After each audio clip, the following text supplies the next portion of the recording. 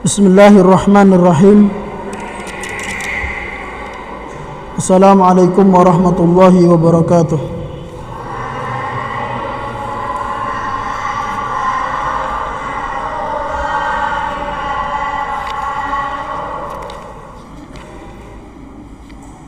Innal hamdalillah nahmaduhu wa nasta'inuhu wa nastaghfiruh wa na'udzu billahi min syururi anfusina wa sayyiati a'malina. May yahdihillahu fala mudilla lahu wa may yudlil fala hadiya lahu. Asyhadu an la ilaha illallah wahdahu la syarika lah wa asyhadu anna Muhammadan abduhu wa rasuluh. Ya ayyuhalladzina amanu taqullaha haqqa tuqatih wa la tamutunna illa wa antum muslimun. Ya ayyuhan nasu taqu rabbakumul ladzi khalaqakum min nafsin wahidah wa khalaqa minha zawjaha wa batha minhuma rijalan katsiran wa nisaa'a wattaqullaha alladzi tasaaluna bihi wal arham innallaha kana 'alaikum raqiba. Ya ayyuhalladzina amanu taqullaha wa qulu qawlan sadida yuslih lakum a'malakum wa yaghfir lakum dhunubakum wa may yuti'illaha wa rasulahu faqad faza fawzan 'azima. Fa inna asdaqal hadithi kitabullah wa khairal hadyi hadyu Muhammad sallallahu alaihi wasallam wa syarral umuri muhdatsatuha wa kullu muhdatsatin bid'ah wa kullu bid'atin dhalalah wa kullu dhalalatin finnar. Amma ba'd, ikhwani fillah, akhwati fid din, a'azakumullah. Di pagi siang hari ini, Ahad 15 Jumadil Akhirah, insyaallah kita akan melanjutkan kajian kita membahas tentang manhaj dakwah ahli sunnah wal jamaah, dakwah salafiyah. Bagaimana manhaj cara beragama yang benar, dengan kita membacakan risalah atau kitab yang berjudul Kun Salafiyan 'alal Jaddah yang ditulis oleh Syekh Profesor Dr. Abdul Salam As-Suhaimi hafizahullahu ta'ala wa ra'ah wa matta'ahu bisihhati wal afiyah. Pada pertemuan sebelumnya kita sudah bacakan bahwa kenapa harus dimunculkan istilah ahlu sunnah wal jamaah. Kenapa tidak cukup mengatakan saya muslim, kita muslim, kami adalah orang Islam. Kenapa hal tersebut tidak cukup dan harus menggunakan nama-nama seperti ahlu sunnah wal jamaah atau yang semisal dengannya, seperti ahlul athar, ahlul hadis, al-firqatul najiyah, at-taifatul mansurah? Maka jawabannya kemarin sudah kita bacakan, bahwa penamaan ahlu sunnah ini dimunculkan ketika banyak orang-orang yang menisbatkan diri kepada Islam, mengatasnamakan Islam, namun mereka menyimpang dari Islam yang benar. Mereka telah terkotori cara dalam berislam, sehingga penamaan ahlus sunnah ini yang dimaksud dengannya adalah Islam yang sesuai dengan sunnah Nabi sallallahu alaihi wasallam dan petunjuk para sahabat radhiyallahu anhum. Kemudian kemarin juga kita sudah bacakan kenapa kemudian dimunculkan atau digunakan nama salafi atau salafiyah. Jawabannya karena sudah bermunculan orang-orang dan tokoh-tokoh serta kelompok-kelompok yang klaim mengaku-ngaku sebagai ahlu sunnah wal jamaah, namun ternyata mereka jauh dari ahlu sunnah wal jamaah. Maka dimunculkanlah atau dinampakkanlah istilah salafi, yang sebenarnya istilah ini bukan istilah baru, karena salafi nama lain dari ahlu sunnah wal jamaah. Yang dimaksud dengan salafi adalah pengikut Rasulullah SAW dan para sahabat serta para tabi'in yang berpegang teguh dengan Al-Quran dan Sunnah. Dan kita diperintahkan untuk mengikuti mereka, para salaf. Kemarin sudah kita bacakan dalilnya yang dibawakan oleh penulis, itu surat Luqman ayat 15, surat Asy-Syura ayat 13, dan yang terakhir surat At-Taubah ayat ke-100. Jadi istilah sunni, ahlu sunnah dengan salafi itu sama saja. Dan salafi hakikatnya adalah Islam yang murni. Jadi saya salafi maksudnya adalah saya berislam dengan Islam yang murni, sesuai dengan petunjuk Al-Quran dan Sunnah, sesuai dengan generasi Islam pertama, yaitu para sahabat radhiyallahu anhum, yang di tengah-tengah mereka ada Rasulullah sallallahu alaihi wasallam. Kemudian yang terakhir kemarin kita bacakan adalah ucapan Syekhul Islam Ibnu Taimiyah dalam Majmu' Fatawa, yang mana beliau mengatakan bahwa tidak tercela mengaku salafi dan menampakkan mazhab salaf, itu tidak tercela, bahkan terpuji orang yang merasa bangga dengannya, karena wajib untuk menerima manhaj salaf, karena manhaj salaf tidak lain adalah kebenaran. Maka menolak manhaj salaf, berpaling dari manhaj salaf, itu artinya seseorang atau orang tersebut condong kepada kebatilan, penyimpangan dan kesesatan. Ini yang terakhir kita baca, dan sekarang kita lanjutkan. Berkata Syekh Mu'allif hafizahullah, wa qad kana li a'immatil Islam min ahli sunnah al-atharul kabiru fi ad-da'wah ila sunnah wal 'audatu ila tariqatis salaf wa manhajihim wal iqtida' bihim. Telah ada pengaruh yang besar dari perjuangan para imam-imam kaum muslimin, imam-imam besar ahlu sunnah wal jamaah. Pengaruh besar, dampak besar dalam mengajak manusia kembali kepada sunnah, mengembalikan mereka kepada jalan salafus saleh, menggiring mereka kepada manhaj kaum salaf agar meneladani kaum salaf. Jadi di sini Syekh akan menyebutkan nama-nama tokoh-tokoh para ulama yang menyuruh kepada dakwah salaf. Jadi dakwah salaf itu bukan baru, seperti dikatakan sebagian orang, ya ini dakwah baru. Ada yang mengatakan Syekhul Islam Ibnu Taimiyah yang pertama kali, ada yang mengatakan Syekh Muhammad bin Abdul Wahab, ada yang mengatakan Syekh bin Baz, Syekh Albani, lebih ke belakang lagi. Itu dakwah baru, dulu nggak ada. Maka di sini dijelaskan bahwa dakwah salaf itu bukan dakwah baru. Sudah banyak para pendahulu. Nama-nama yang tadi kita sebutkan seperti Syekhul Islam Ibnu Taimiyah, Syekh Muhammad bin Abdul Wahab, Syekh Abdul Aziz bin Baz, Syekh Al-Albani dan murid-muridnya itu meneruskan estafet dakwah salafiyah ahlu sunnah wal jamaah yang dari abad ke abad, generasi ke generasi telah didakwahkan, didengungkan. Siapa mereka? Wa min haula'il a'immah, kata Syekh penulis hafizahullah, bahwa di antara mereka tokoh-tokoh besar,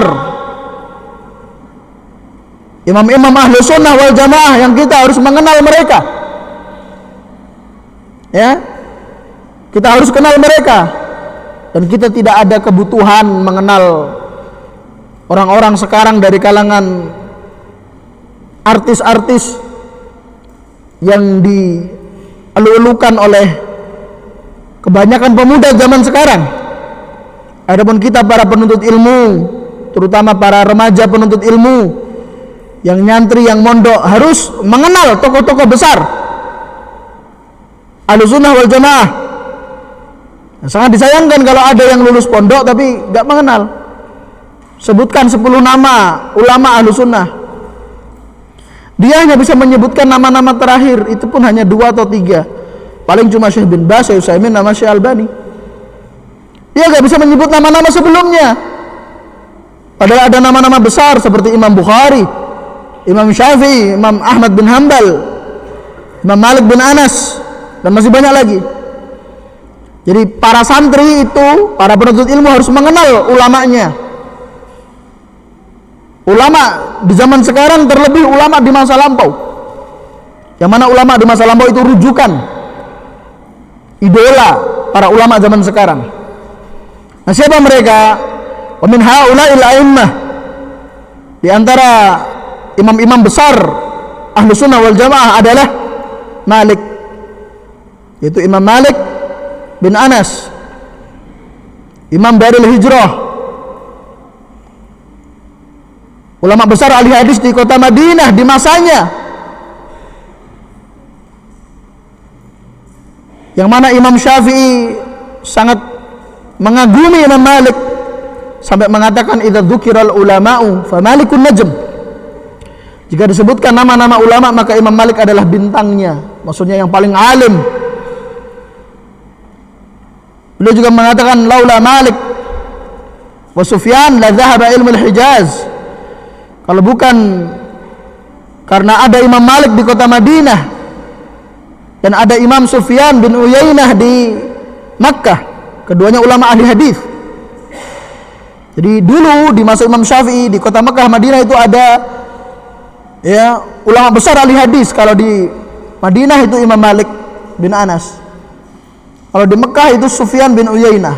Ini sezaman, dan Imam Syafi'i belajar kepada keduanya, datang ke Mekah untuk belajar kepada Sufyan bin Uyainah dan datang ke Madinah untuk belajar kepada Imam Malik. Kata Imam Syafi'i, kalau tidak ada Imam Malik di Madinah dan tidak ada Sufyan bin Uyainah di Makkah, maka ilmu Hijaz akan hilang, akan punah.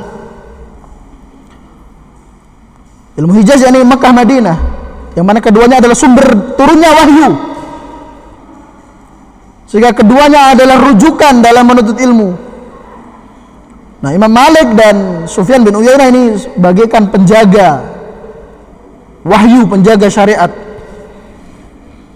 Ini Imam Malik bin Anas yang pertama yang disebutkan oleh Syekh. Kemudian yang kedua Wasyafi'i, dan Imam Asy-Syafi'i yang dikenal dengan julukan Nasirus Sunnah, pembela as-sunnah, penolong as-sunnah. Yang terkenal di negara kita ini banyak yang mengaku bermadzhab Syafi'i. Al-Imam Muhammad bin Idris Asy-Syafi'i, Abu Abdullah Al-Qurashi rahimahullah, yang sangat keras terhadap kebid'ahan.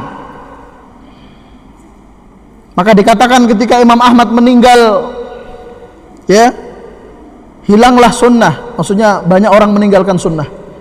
Ketika Imam Syafi'i meninggal, bermunculan para tokoh-tokoh penyimpangan.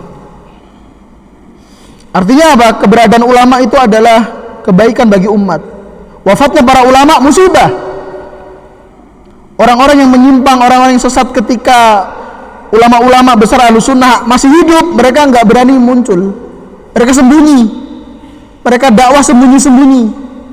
Tapi ketika para ulama besar Ahlussunnah itu meninggal, mereka baru mulai berani menampakkan taringnya, ya. Kemudian yang ketiga, wa Ahmad, Al-Imam Ahmad Ibn Hanbal Asy-Syaibani, Abu Abdullah rahimahullah, gurunya para ulama ahli hadis, Imam Bukhari, Imam Muslim, dan yang lainnya, ulama-ulama besar ahli hadis itu belajar di madrasah beliau, yang beliau dijuluki sebagai Imam Ahlus Sunnah. Kemudian yang keempat, nah ini antum harus tahu nama-nama ini ya. Yang keempat, Ibnu Huzaimah, yang dijuluki dengan Imamul A'immah, imamnya para imam, rujukannya para pembesar ahli hadis. Kemudian yang kelima, Wabnu Abi Asim, Al-Imam Ibnu Abi Asim, ya. Kemudian berikutnya Al-Asbahani, yang terkenal dengan kitabnya Al-Hujjah fi Bayanil Mahajjah, sebuah kitab induk dalam masalah manhaj. Kemudian setelahnya Al-Ajurri, Al-Imam Al-Ajurri wa ghairihim, dan selainnya, masih banyak lagi, ya. Jadi ini nama-nama ulama kita. Kemudian setelah mereka siapa lagi nama-nama ulama setelahnya, generasi setelahnya? Beliau menyebutkan summa Syekhul Islam Ibnu Taimiyah. Kemudian setelah itu, ya, jadi Imam Malik, tadi Imam Malik, Imam Syafi'i, Imam Ahmad, Ibnu Huzaimah, Ibnu Abi Asim, Al-Asbahani, Al-Ajurri, dan selainnya, itu semuanya mengajak manusia untuk kembali ke manhaj salaf. Mereka mendakwahkan dakwah salaf jauh sebelum Syekhul Islam, Syekh Muhammad bin Abdul Wahhab, Syekh bin Baz, itu sudah ada nama-nama besar tadi. Kemudian dilanjutkan oleh Syekhul Islam Ibnu Taimiyah wa talamidhuhu, dan murid-muridnya.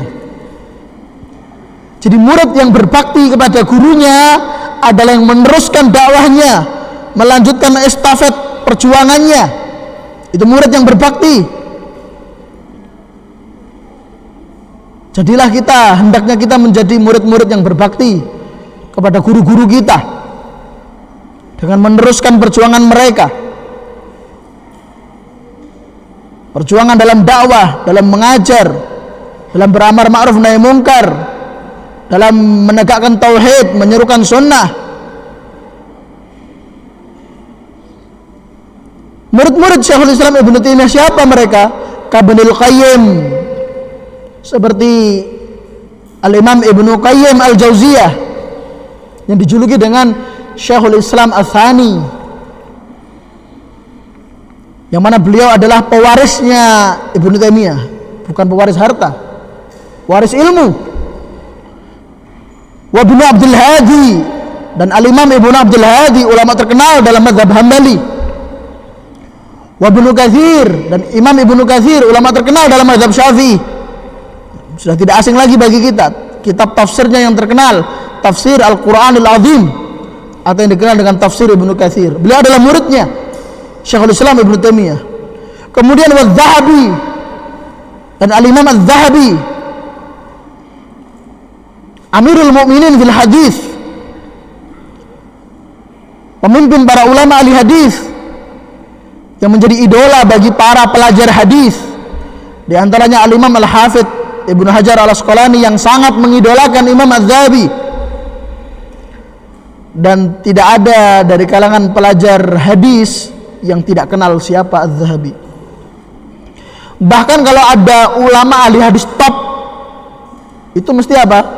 Mesti dia dijuluki Dzahabiyul Asr, Dzahabi abad ini, gitu kan. Sama kalau apa? Kalau ada orang itu pinter nahwu misalnya, sangat alim dalam ilmu nahwu di suatu zaman, maka beliau dijuluki Sibawaih hadzal asr, Sibawaih abad ini. Karena Sibawaih adalah orang nomor satu dalam ilmu nahwu, rujukan, beliau hujjah dalam ilmu nahwu.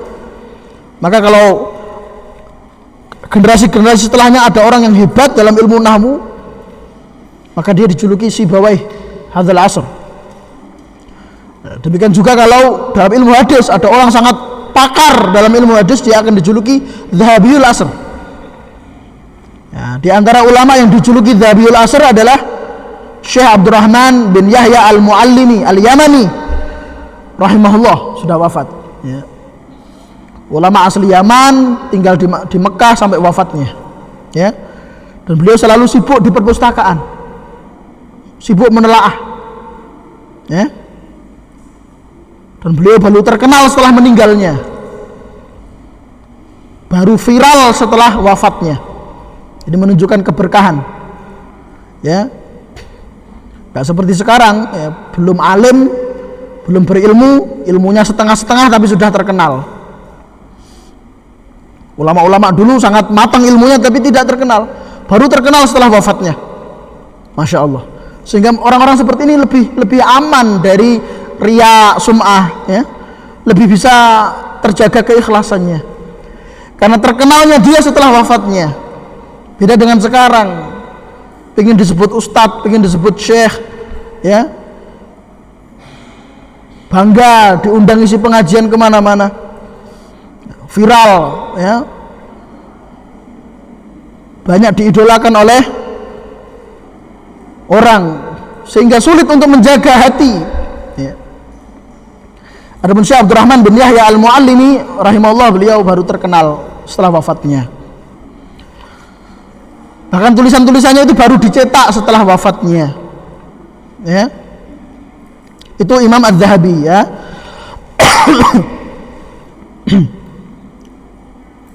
Kemudian siapa lagi yang melanjutkan estafet memperjuangkan dakwah salafiyah? Kata beliau, "Tsumma Syekhul Islam Muhammad bin Abdul Wahhab." Kemudian Syekh Muhammad bin Abdul Wahhab. Jadi beliau hanya meneruskan. Salah, keliru kalau ada orang mengatakan ini dakwah salafi ini buatannya Muhammad bin Abdul Wahhab. Ini orang yang pertama kali, ya, memunculkan gerakan dakwah namanya dakwah salafi, ini orangnya Muhammad bin Abdul Wahhab. Itu keliru. Beliau hanya meneruskan estafet dakwah para pendahulunya seperti tadi nama-nama yang kita sebutkan. Meneruskan Syekhul Islam Ibnu Taimiyah dan murid-muridnya, dan meneruskan pendahulu-pendahulunya. Ini yang namanya sanad ilmu, rantai ilmiah. Bukan hanya sekedar ngaku-ngaku bersanad tapi apa? Tidak jelas sumber ilmunya. Yang kita butuhkan sanad ilmu. Nah, sekarang ini sanad macam-macam, ya. Ada sanad pedang gitu kan. Ada rambut bersanad, ya. Pakai surban bersanad. Ya. Antum pakai peci kayak gitu, mana sanadnya? Itu kita nggak butuh. Yang kita butuh sanad ilmu, ya, sanad qiraah, sanad matan-matan, sanadnya Sahih Bukhari, sanadnya Sahih Muslim, itu yang kita butuhkan. Jadi jelas kita rantai ilmunya. Syekh Muhammad bin Abdul Wahhab meneruskan dakwahnya Ibnu Taimiyah dan murid-muridnya, Ibnu Taimiyah dan murid-muridnya meneruskan para imam-imam Ahlus Sunnah seperti Imam Malik, Syafi'i dan seterusnya. Jadi jelas rantainya. Jadi kita belajar itu harus jelas. Guru-guru kita juga harus jelas. Mereka rantai ilmunya jelas. Kalau sudah seperti itu kita tenang menuntut ilmu.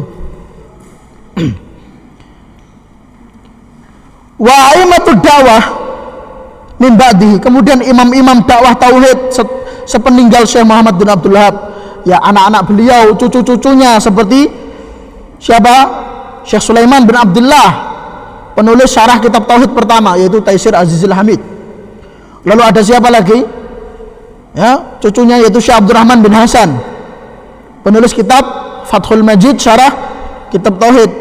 Kemudian cicitnya, ya, dan cucu dari cucu-cucunya yang menulis kitab Hasyiah kitab tauhid, Hasyiah Thalathatul Usul, ya, dan seterusnya sampai kemudian Syekh Muhammad bin Ibrahim Al-Syekh dan murid-muridnya seperti Syekh bin Bas, ya, Syekh Saleh Al-Fauzan dan seterusnya dan seterusnya. Jadi jelas sanad keilmuannya. Mimma adda ila duhurit tijahin salafi ala marid tarikh, yang meneruskan perjuangan untuk menampakkan manhaj salafi dan mengarahkan, menyuruh kepada dakwah salaf sepanjang zaman. Wa yastaqi ususa dinihi wa aqidatihi min kitabillah wa sunnati rasulih wa sirati salafis salih, yang mana mereka adalah orang-orang yang beragama dengan bersumber kepada kitabullah dan sunnah rasul, akidahnya bersumber kepada Al-Quran dan sunnah, serta sirahnya salafus salih. wa yuqawimu kulla tayyarin bid'iyyin yahruju an hadhil asas, yang mana mereka tampil, nama-nama ini tadi yang kita sebutkan, mereka tampil untuk apa? Untuk membela agama ini dari segala makar kotoran kebid'ahan yang mengeluarkan dari asas-asas dasar Islam. Waqad ataltu fi bayani hadzal amr wa tawdhihihi, dan saya memperpanjang untuk menjelaskan hal ini. Jadi maksudnya apa? Ini kan muqaddimah ya. Biasanya muqaddimah itu kan ya, ringkes itu ya. Ini muqaddimahnya berlembar-lembar. Kenapa? Kata beliau, saya sengaja untuk memperpanjang menjelaskan ini di muqaddimah karena banyak orang itu salah paham menilai gerakan dakwah salaf. Dianggap barulah, dianggap dakwah pemecah belah, dianggap membuat kerusakan, dianggap radikal dan seterusnya. Maka beliau perlu menjelaskan berpanjang lebar. Kata beliau, li'annana nasma' wa naqra' man yat'anu fi salafiyah wa tasammi biha aw yadda'i annaha hizbiyah. Karena kami mendengar dan kami membaca tulisan-tulisan orang-orang yang mencela gerakan dakwah salafiyah, yang alergi dengan penamaan salafi dan menganggap dakwah salafi itu dakwah hizbi yang bid'ah, dakwah baru yang menyimpang. Wa anahu la farqa bainaha wa bainal jama'atil hizbiyah al-mu'asirah, dan menganggap gerakan dakwah salaf itu sama dengan gerakan dakwah yang lain yang ada, yang menyimpang-menyimpang itu. Apakah Ikhwanul Muslimin atau yang lainnya, itu sama saja. Ini salaf ini sama saja, cuma ganti kostum aja. Ini salaf ini sama dengan yang lainnya sebenarnya, ganti kostum aja. Ada yang mengatakan seperti itu. Dan ini tidak benar. Waqad yaqulul ba'du bi anna mu'assisa as-salafiyah huwal imam Muhammad bin Abdul Wahhab. Ini tadi yang saya sebutkan tadi. Di antara mereka ada yang mengatakan ini gerakan dakwah salaf ini baru, dulu nggak ada. Nah, baru ini siapa yang mendirikan?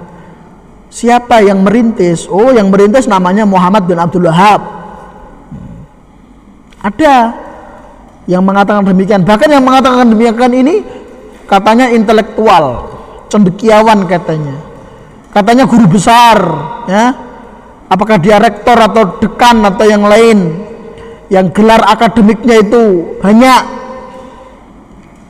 Tapi salah, justru salah ketika menilai gerakan dakwah salaf. Katanya gerakan dakwah salaf ini baru muncul belakangan, dulu nggak ada.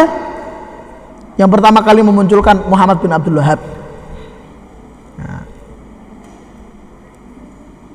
Wal haqiqah, beliau menjelaskan, padahal yang benar, anal Imam Muhammad bin Abdul Wahhab innama huwa da'iyatun min du'ati salafiyah wa mujaddidun min mujaddidiha ahya ma'alimaha ba'da durusiha wa adaha naqiyatan safiyatan fi hadhil jazirah ba'da ma takattara safuha wa taghat 'alaiha al-bid'ah wal khurafat.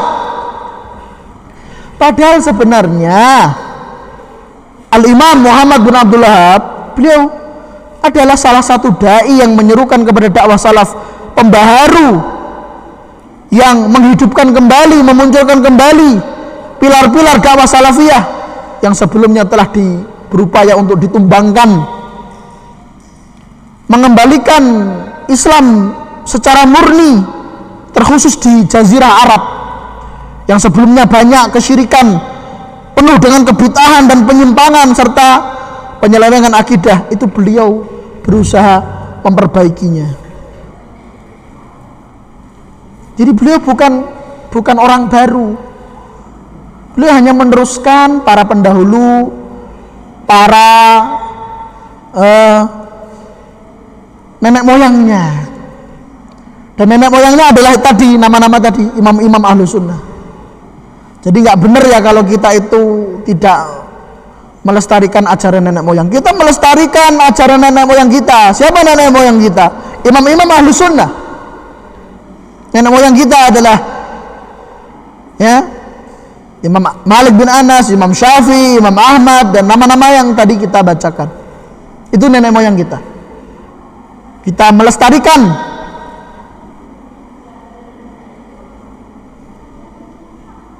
dakwah mereka, ajaran mereka, seruan mereka. Kemudian sekarang beliau menjelaskan tentang negara Saudi ya. Negara Saudi kan dikatakan negara Wahabi. Sumbernya gerakan Salafi.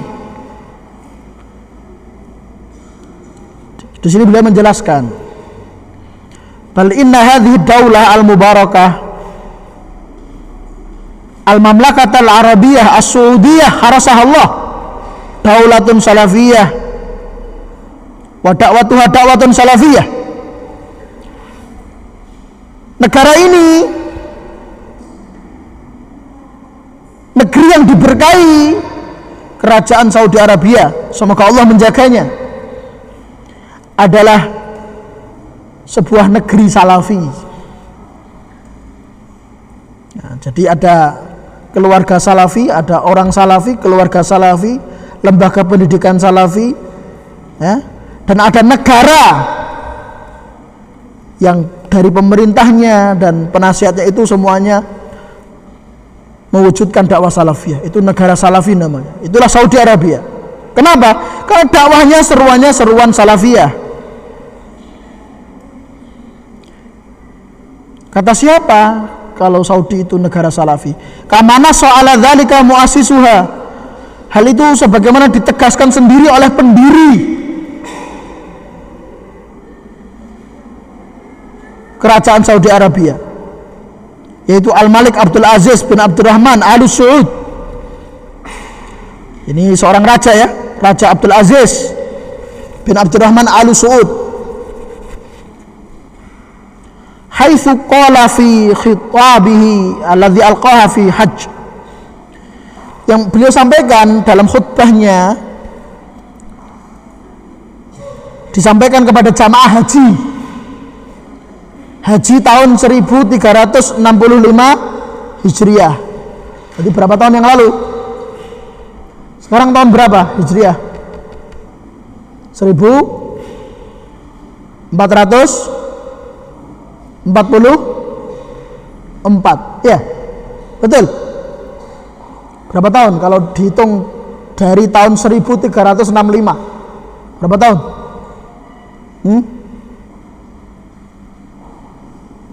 Berapa? 80? Atau 79? Nah, berarti kurang lebih hampir 80 tahun yang lalu. Ya. Hampir 80 tahun yang lalu. Antum belum lahir. Orang tua antum juga belum lahir. Mungkin kakek antum juga belum lahir. Tapi ada juga yang sudah lahir tapi masih anak-anak atau remaja. Itu Raja Abdul Aziz mengatakan dalam pidatonya di tahun 1365 Hijriah, innani rajulun salafi. Ini seorang raja loh, pemimpin, orang nomor 1 di kerajaan Saudi di masanya. Dia berkata, saya adalah seorang salafi. Jadi harus bangga begitu. Maksudnya apa? Saya seorang salafi itu maksudnya apa? Di salafi itu bukan hanya slogan, bukan hanya merek, tapi harus ada hakikatnya. Kata beliau, akidati hiya salafiyah. Akidahku, akidah salaf. Akidahnya para sahabat, para tabi'in, tabi'ut tabi'in. Alati amshi bimuqtadhaha alal kitab wa sunnah. Yang aku berjalan dengannya di atas Al-Quran dan Sunnah. Masya Allah, seorang raja seperti itu ya pidatonya. Ya, dia menyuarakan untuk beragama dengan Al-Quran dan Sunnah. Seorang penguasa. Bisa kita bayangkan bagaimana keberkahan negeri yang penguasanya ya menyuarakan Al-Quran dan Sunnah. Wa qala fil khitab nafsihi, beliau juga berkata dalam pidatonya tersebut, yaquluna innana wahabiyah.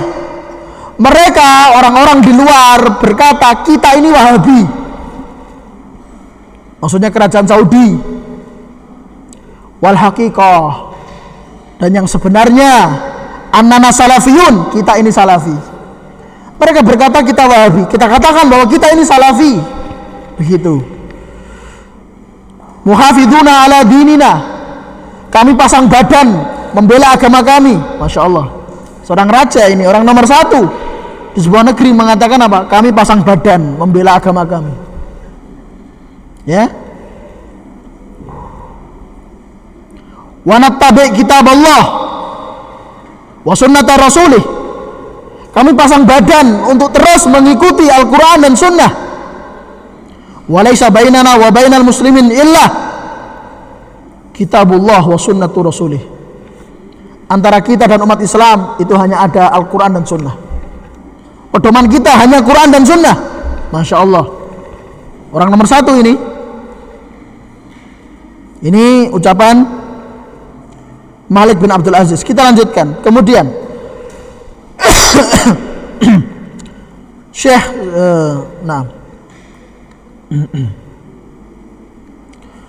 Syekh Abdul Salam As-Suhaimi, penulis kitab Kun Salafian, beliau berkata, ini tadi sudah ya ucapan Raja Abdul Aziz. Sekarang Syekh mengatakan, fal mamlakah qamat alal Islam al-haq al-mabni ala kitabillah wa sunnati rasulihi wifqa fahmi salafil ummah. Maka kerajaan Saudi Arabia itu berdiri di atas asas-asas keislaman yang benar, yang sesuai dengan Al-Quran dan Sunnah serta manhaj pemahaman salafus saleh. Walidha ittasamat siyasatuha bil hikmah wal adl wa tasamuh ma'a al madhahib al fiqhiyah al mu'tabarah. Oleh karena itu ya, kerajaan Saudi itu diantara ciri khasnya apa yang membedakan Saudi dengan negara-negara lain, yaitu politiknya politik yang bijak, politik yang adil, politik yang seimbang, ya, politik yang ideal, ya, bernegara dengan stabil dan toleransi terhadap semua mazhab yang diakui dalam Islam. Ingat ya, mazhab yang diakui dalam Islam, karena kalau mazhab-mazhab yang menyimpang nggak diakui ya, mazhab Asy'ariyah, Maturidiyah, mazhab Rafidhah, mazhabnya Syiah nggak diakui.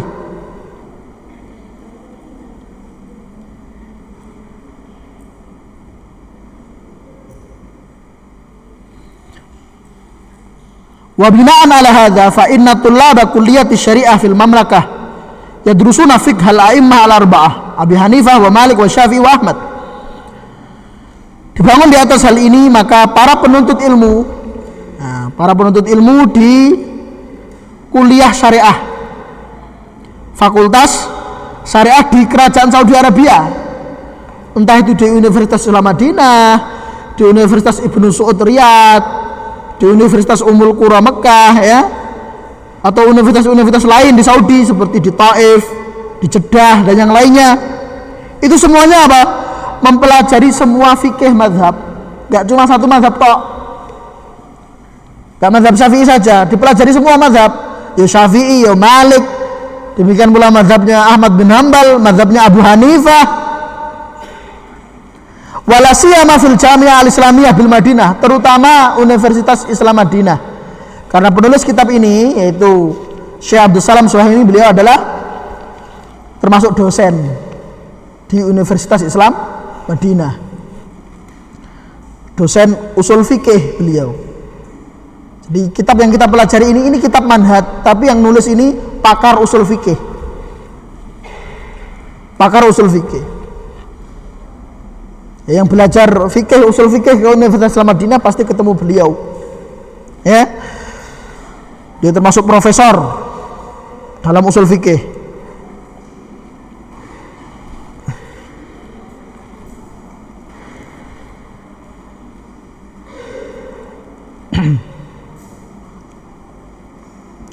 Li'anna al-khilafa baina hadhihi al-madhahib laisa fil aqidah wa innama fil furu' al-fiqhiyah. Kenapa kok semua fikih madhab dipelajari di Universitas Islam Madinah dan di universitas-universitas lain di Saudi Arabia? Karena perbedaan pendapat antara imam-imam madhab itu dalam masalah hukum-hukum fikih, bukan dalam masalah akidah. Makanya semuanya dipelajari.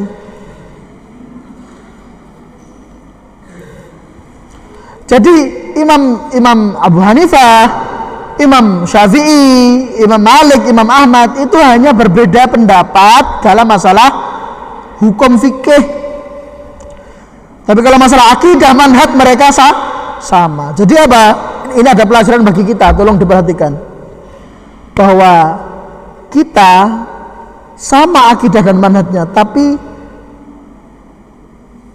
ada kemungkinan kita berbeda dalam pilihan fikih, pilihan dalam menguatkan pendapat.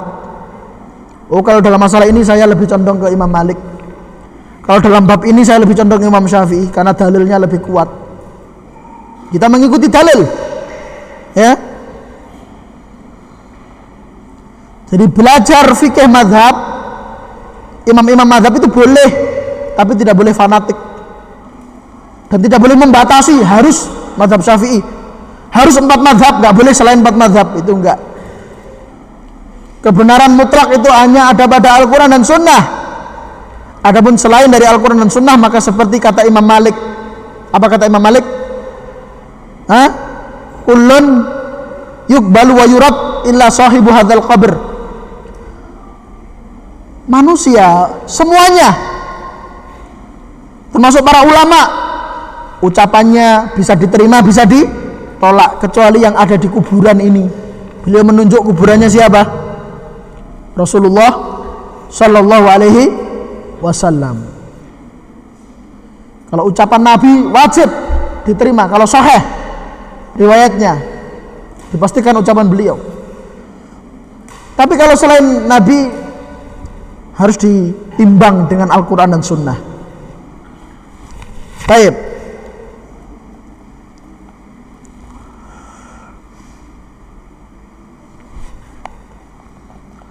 Kemudian di sini Syekh kembali menukil ucapannya Raja Abdul Aziz. Wa yaqulu Al-Malik Abdul Aziz, berkata Raja Abdul Aziz dalam pidatonya, waladzi namshi alaihi huwa tariqus salafis saleh. Masya Allah. Perhatikan ya, ini pidatonya Raja Saudi. Kita berjalan di atas jalannya salafus saleh. La nukafiru ahadan. Kita enggak mengkafir-kafirkan orang.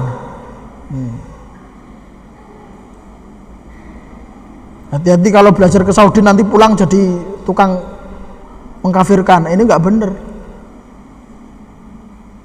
Raja Saudi sudah bilang, kita ini tidak mengkafir-kafirkan orang illa kecuali man kafarahullah wa rasuluh, siapa saja yang sudah divonis kafir oleh Allah dan Rasulnya secara langsung. Jadi kita itu tidak bermudah-mudahan gegabah memvonis kafir, tapi kita juga tidak boleh apa? Tidak boleh menahan diri untuk memvonis kafir orang-orang yang sudah jelas dikafirkan oleh Allah dan Rasulnya. Seperti siapa? Orang-orang yang jelas-jelas agamanya di luar Islam. Gak boleh kita mengatakan, oh mereka saudara kita. Gak boleh. Kan sekarang banyak sekali ya yang pobi, risih dengan istilah apa? Kafir. Sehingga diperhalus menjadi non-muslim, ya, non-muslim. Itu terlalu halus. Pakai saja istilah Al-Quran. Dan istilah Al-Quran itu sudah halus. Istilah dalam Al-Quran itu sudah halus. Itu istilah kosakata yang dipilih langsung oleh Allah. Istilahnya kafir ya kafir. Ya.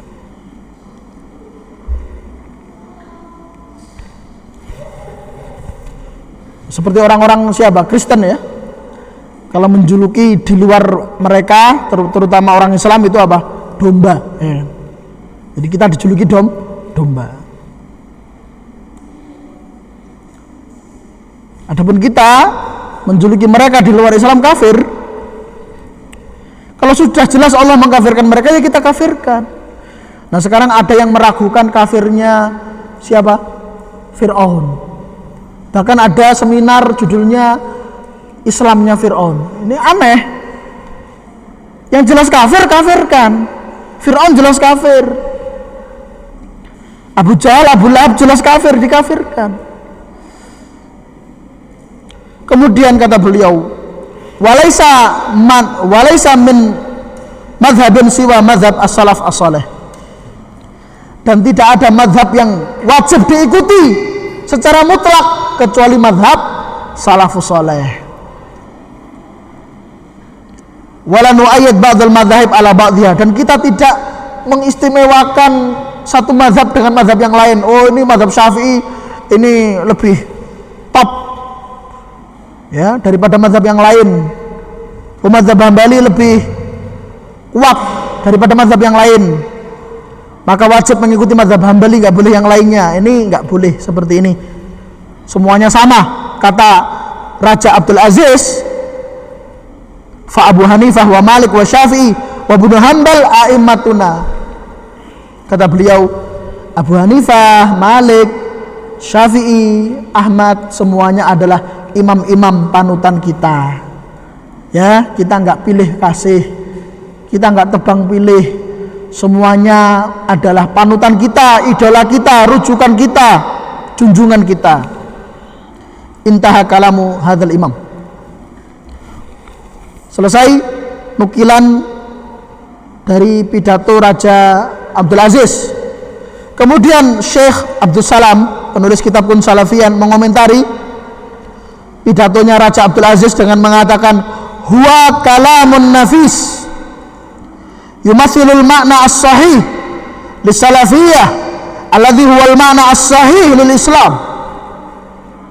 Kata beliau, ini ucapan emas. Jadi pidatonya Raja Abdul Aziz tadi dinilai oleh Syekh Abdul Salam sebagai apa? Ucapan yang sangat berharga, layak ditulis dengan tinta emas. Kenapa? Karena ucapan beliau ini, pidatonya beliau menggambarkan definisi yang benar terhadap dakwah salafi. Ini loh salafi. Dan bahwasanya salafi itu adalah Islam itu sendiri. Islam yang murni itulah salafi.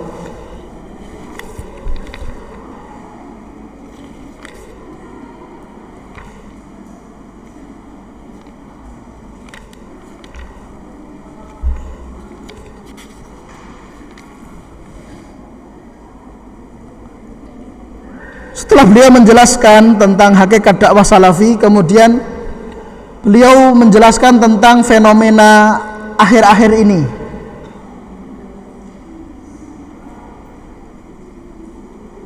Fenomena akhir-akhir ini yaitu apa? Munculnya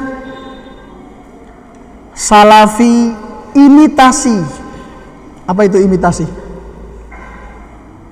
Apa imitasi? Palsu.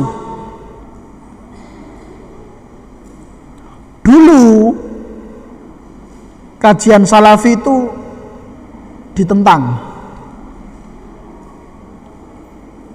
tapi ketika dakwah salafiyah terus berkembang, yang tertarik semakin banyak, kemudian orang-orang yang menyimpang mulai ikut-ikutan ngaku-ngaku salafi, lalu menyusup ke dalam barisan para pengikut salaf. Tujuannya apa? Memecah belah.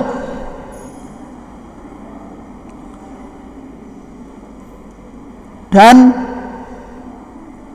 banyak efek negatif dari keberadaan mereka. Ini penting ya, kita bacakan.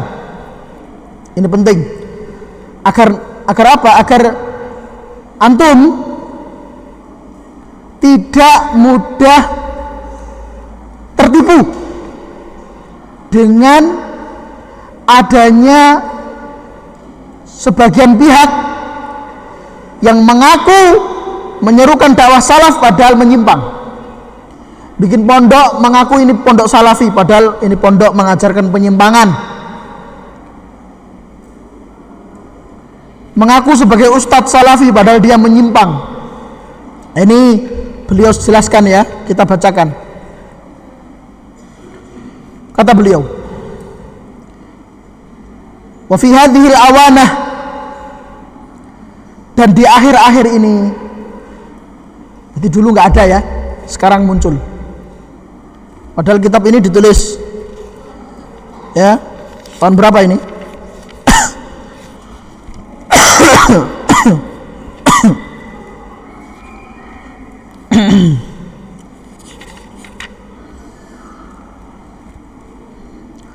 1420-an Hijriah ya.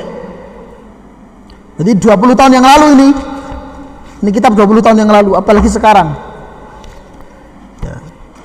Kalau 20 tahun yang lalu, kalau di Jazirah Arab itu gerakan dakwah salafi itu sudah mulai banyak yang gandrung.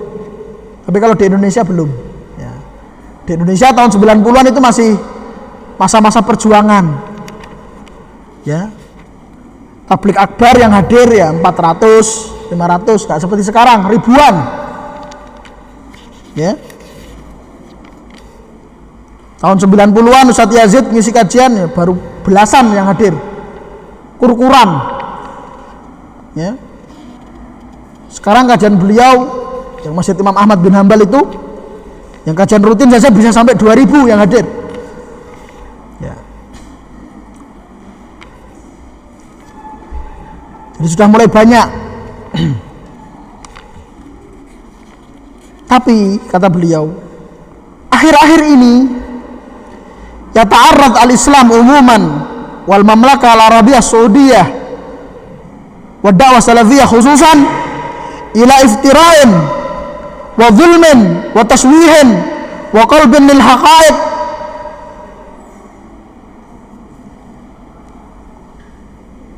Islam secara umum, dakwah salafiyah secara khusus, negara Saudi secara lebih khusus lagi, itu ditodong oleh tuduhan-tuduhan dusta, zalim, memutarbalikkan fakta.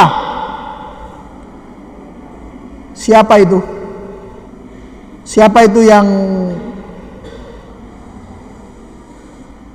menuduh memutarbalikkan fakta? Siapa? Kata beliau, min kibali ba'dis sasah wal kutab wal gharbiyyin al mu'adin lil Islam. Itu para politik.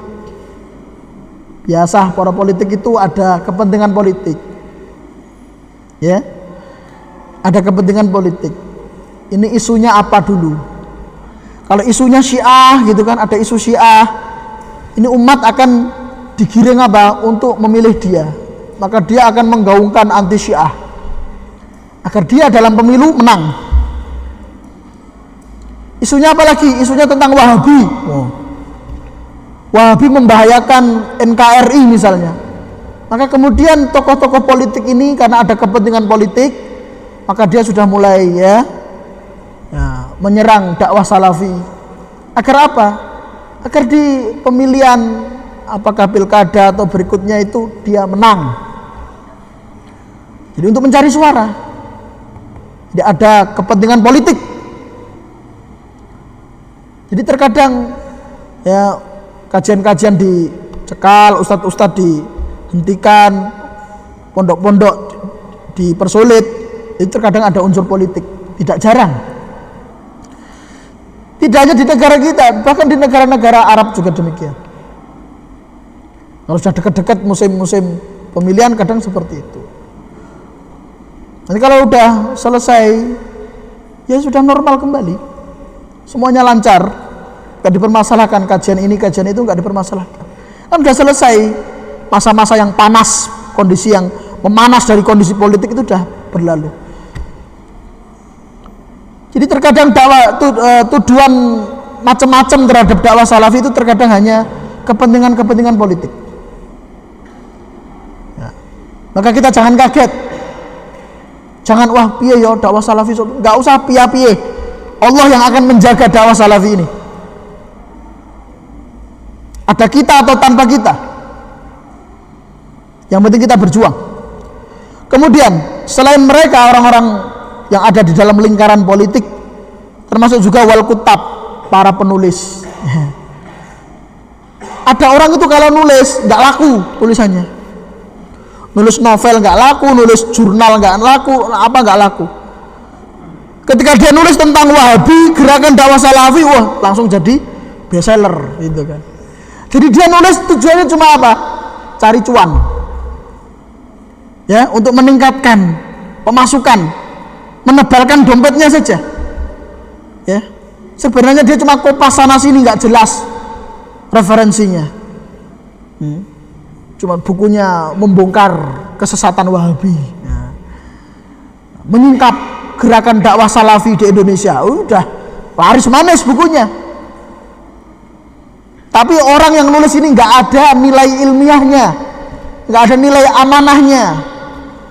Cuma pengen terkenal, pengen rekeningnya tambah banyak transferannya. Bahkan kadang tulisan-tulisannya itu pesenan. Musuh-musuh Islam pesan, tolong dituliskan ini. Sudah disiapkan berapa miliar atau triliun yang siap untuk ditransfer untuknya. Demi menulis tentang dakwah salafi yang isinya kedustaan. Wal gharbiyin, dan juga orang-orang barat. Orang-orang barat juga ya. Jadi orang-orang barat itu kalau ada gerakan ustadz-ustadz yang menyimpang, mereka tenang-tenang saja. Tapi kalau gerakan kembali kepada Quran dan Sunnah, mereka sudah gelisah. Orang barat, orang kafir saja tahu betapa mulianya gerakan dakwah salafiyah ini. Karena kalau gerakan dakwah salafiyah ini subur, umat kembali kepada Quran dan Sunnah, artinya apa? Kalau umat kembali kepada Quran dan Sunnah, artinya Allah akan menurunkan kekuatan. Jadi umat Islam ini lemah, kewibawaannya dicabut oleh Allah, kekuatannya diangkat oleh Allah karena mereka berpaling dari Quran dan Sunnah. Ketika dakwah salafiyah ini gencar menyerukan kembali kepada Quran dan Sunnah, umat berbondong-bondong kembali kepada Quran dan Sunnah, maka Allah akan menurunkan kewibawaan dan kekuatan. Dan itu yang ditakutkan oleh orang-orang barat. Mereka paham betul kekuatan Islam itu kembali kepada Quran dan Sunnah. Maka mereka kemudian membuat tulisan-tulisan yang aneh. Makanya jangan heran, ada sebagian ustadz, sebagian mubalek itu apa? Mereka menyerang dakwah salafiyah, ya, menuduh dengan tuduhan macam-macam. Rujukannya apa? Rujukannya tulisan-tulisannya orang-orang barat. Rujukannya orang-orang barat. Kenapa? Karena mereka ini adalah orang-orang yang kata Syekh al-mu'adin lil Islam.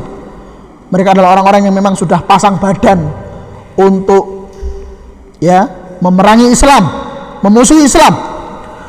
Walladzina taqifu as-suhyuniyah warahum, dan mereka ini ya, orang-orang politik, para penulis ya, kemudian orang barat, di belakang mereka ada siapa? Jadi mereka ini bukan tokoh utama loh ya. Ingat, mereka ini bukan tokoh-tokoh utama ya. Sebagian tokoh agama yang menyerang dakwah salafi, sebagian politikus, sebagian penulis, sebagian pengamat, orang yang dikatakan cendekiawan itu menuduh dakwah salafi dengan tuduhan macam-macam. Itu mereka bukan tokoh utama. Ada tokoh utama di belakang mereka. Siapa? Syekh menjelaskan. Perhatikan ya ini, antum biar tahu, biar nggak bingung. Wong lek wis ngaji ki kudu mudeng, jangan bingung. Apalagi seorang santri harus tahu duduk perkaranya, benang merahnya. Kata beliau, di belakang mereka ada suhyuniyah. Suhyuniyah apa suhyuniyah? Zionis. Mereka lah otak utama. Jadi kalau para politikus, para penulis hebat, mubalek yang ceramah-ceramah yang hati-hati Wahabi, hati-hati Salafi, itu mereka hanya boneka. Mereka hanya boneka yang digerakkan oleh Zionis. Tokoh utamanya Zionis. Syekh yang mengatakan. Di belakang itu ada Zionis. Wa yaqifu ma'ahum fi dhulmihim wa iftira'ihim min man ta'athara bihim fi ba'dil buldan. Dan tidak sedikit di negara-negara, terutama negara-negara Islam, yang mana mereka terpengaruh dengan Zionis ini.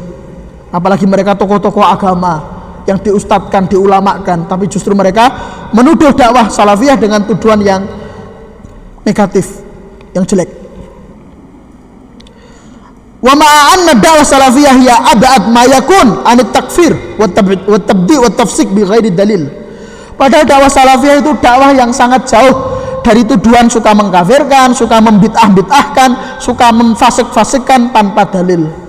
Perhatikan ucapan beliau ini ya. Ya. Jadi sekali lagi dakwah salafiyah itu bukan dakwah yang suka mengkafir-kafirkan, membid'ah-bid'ahkan sebagaimana tuduhan mereka. Oh ini dakwah salafi Wahabi ini apa? Suka mengkafir-kafirkan, suka membid'ah-bid'ahkan, sidik-sidik bid'ah, dikit-dikit bid'ah. Oh ini salafi Wahabi ini. Maka kata beliau, dakwah salafi nggak seperti itu. Dakwah salafi itu tidak mengkafirkan, memvonis bid'ah di ghairi dalil. Ini perlu digarisbawahi ya. Perlu antum perhatikan. Tanpa dalil dan bukti. Artinya apa? Artinya salafi itu yang mengkafirkan. Salafi itu juga memvonis bid'ah, tapi dengan dalil, dengan argumen, dengan kaidah, dengan aturan. Tidak sembrono, tidak gegabah. Beda dengan di luar salafi. Coba di luar salafi.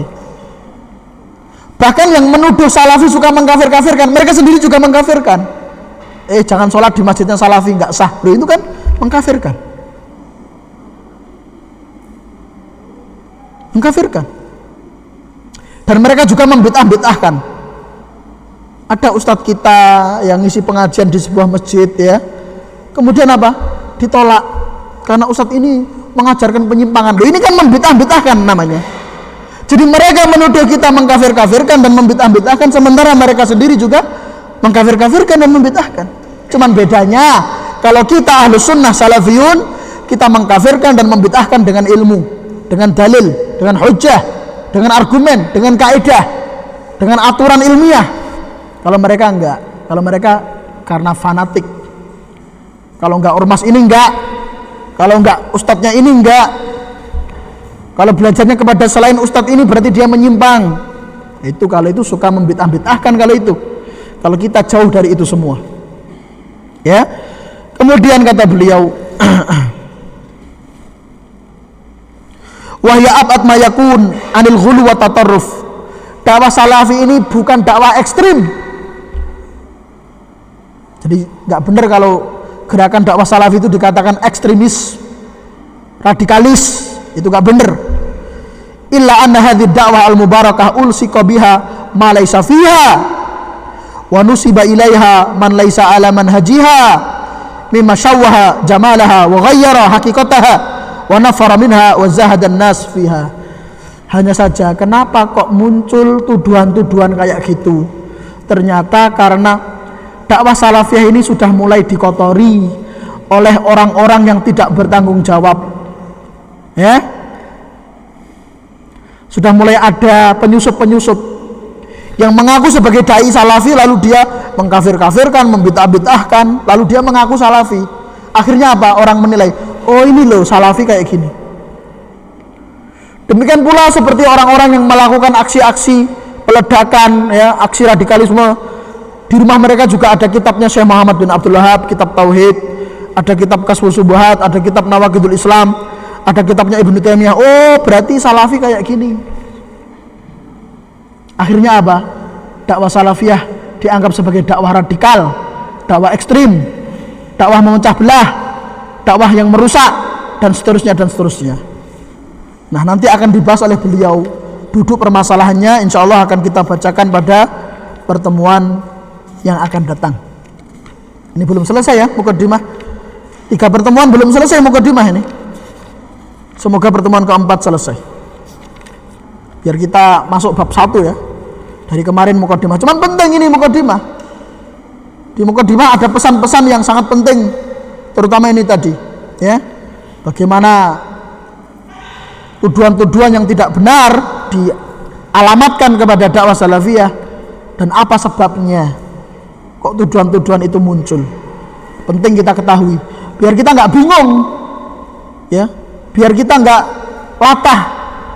Ada pamflet, hadirilah kajian usul salasah, kitab tauhid. Oh, ini kitab tauhid Syekh Muhammad bin Abdul Wahab. Datang, padahal apa? Yang ngisi kajian belum tentu dia manhajnya sama dengan manhajnya Syekh Muhammad bin Abdul Wahab, penulis kitab tauhid. Maka dengan belajar ini kita jadi lebih selektif lagi, lebih hati-hati dalam menuntut ilmu. Inna hadzal ilma dinun fangduru amman takhuduna dinakum. Kata para ulama salaf, di antaranya Ibnu Sirin, ilmu yang kita pelajari ini akan menjadi agama bagi kita, akan menjadi darah daging kita. Maka kita harus selektif dalam menuntut ilmu. Jangan sembarangan, ya. Jangan sembarangan. Demikian ikhwan wa akhwat yang bisa kita bacakan pada kesempatan siang hari ini. Semoga bermanfaat. Jika ada ya kesalahan dalam memilih kata, saya mohon maaf. Akhiru da'wana subhanakallahumma wa bihamdik asyhadu an la ilaha illa anta astaghfiruka wa atubu ilaik. Assalamualaikum warahmatullahi wabarakatuh.